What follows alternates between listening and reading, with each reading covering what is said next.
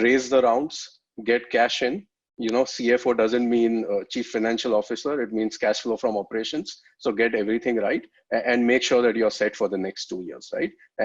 And the focus for most of our companies, if not all, has transitioned from GMV, which is gross merchandise value, to GM, which is gross margin, right? I mean, the world is changing and everybody's focusing, like Anand said, on gross margin, on cash flow, etc., as compared to the vanity metrics, if you will, in terms of growth. And that's the right time.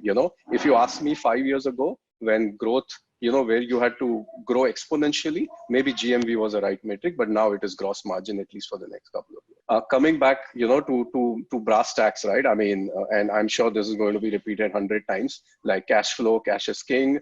Unit economics also had already become the buzzword pre-COVID, where people were focusing on profitability, and for those conventional folks that were wondering what's happening, the reality actually, took a turn back and said, okay, now everybody's focusing on business. We are focused on our startups having cash runway for 2+ years, try and reskill. We've, the ability to lay people off, or the request to lay people off, is zero eyes. I mean, we've been telling all our startups to rescale and work with all the people, because this is a humanitarian crisis. But we have actually started seeing a lot of green shoots in the last month, because all of us on the Zoom call today have an inherent belief in humankind to be resilient and fight it out.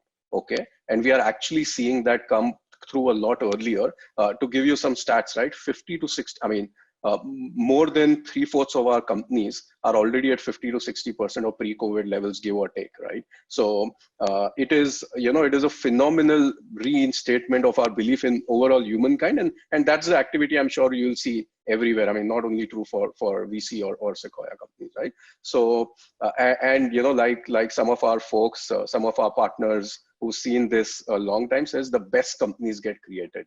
Google, PayPal, were created after the .com bust. We invested in WhatsApp, like